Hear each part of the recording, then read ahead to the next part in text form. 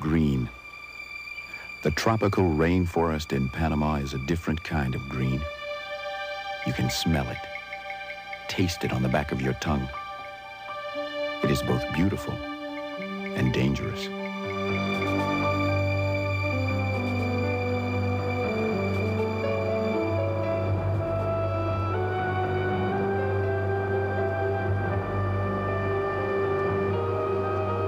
This may seem like the last place on Earth you'd ever want to build anything. Yet it was the best location for building a canal that would join two oceans and change connections among regions of the world. Hello, I'm Tony Evans. The creation of the Panama Canal is a story of sacrifice and glory. More than 25,000 men, women, and children gave their lives to build this canal. What they built was at the time the world's largest dam and the biggest artificial lake. They also carved a 9-mile canyon through a mountain range. Without the driving force of one domineering personality, the Panama Canal might never have been built. President Theodore Roosevelt. He was the youngest United States president and a man of action. Why did Roosevelt choose Central America for the canal? Why was it built in Panama? And how did Panama's environment affect how the canal was built? Theodore Roosevelt believed in sea power. This book, written by his friend Alfred Mahan in 1890, had a great effect on his thinking. It was called The Influence of Sea Power Upon History. At the time, Roosevelt was just another ambitious young politician. But he saw something in Mahan's book. He saw the key to great naval power, a United States canal located in Central America. With such a canal, connecting the Caribbean Sea with the Pacific Ocean, the United States could quickly move its warships from the Atlantic to the Pacific. In this way, the Navy could defend the entire U.S. coastline. Central America's unique location made it the obvious choice for a canal. It was easily reached from the east and west coasts of the United States, and it was the narrowest land separating the oceans. 10 years before he became president, Theodore Roosevelt saw clearly the need for a canal. A few people agreed with him, even though they knew the canal would be the most expensive construction project ever attempted. The idea never really caught public imagination until one event forced everyone to think about it. It happened during the Spanish-American War in 1898. The battleship USS Oregon, anchored in San Francisco, received emergency orders to join the fight in the Caribbean. After more than 2 months and a journey of 12,000 miles around the Horn of South America, the Oregon finally steamed into Santiago Bay, barely in time to help win a battle.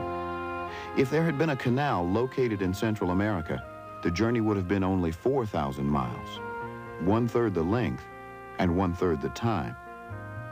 Now everyone could see the need for a canal, and they knew the best location for it, Nicaragua. Some travelers considered Nicaragua a Central American paradise. It was a beautiful country with rolling green savannas and blue lakes. If a canal were built here, huge Lake Nicaragua could become a part of it. This would greatly reduce the digging. The other logical choice was Panama. Panama is an isthmus, a narrow strip of land that connects two larger masses of land. It was no paradise, but it offered the shortest route in Central America, only 50 miles from shore to shore.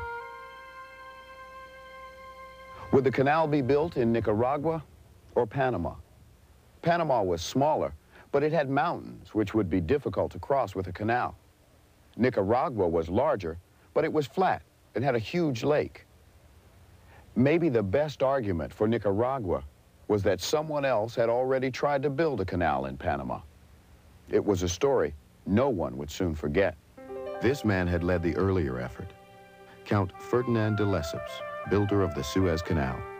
He was charismatic, energetic, and wildly popular in his native France. In Egypt, de Lesseps and his crew had dug a 105-mile canal through the desert at sea level.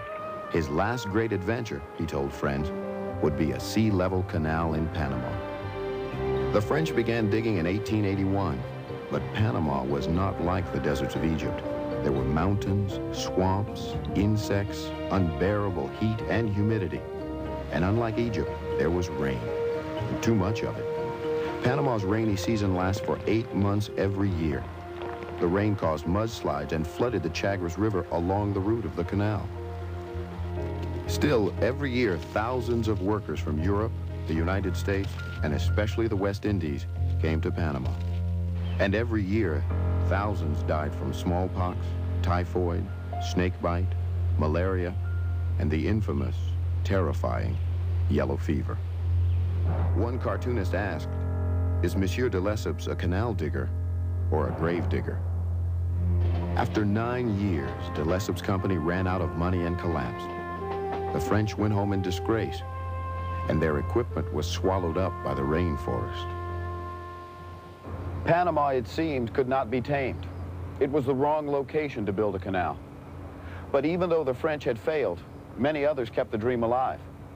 In 1901, Theodore Roosevelt became President of the United States and finally got his chance. He asked Congress for authorization to build an American canal in Nicaragua.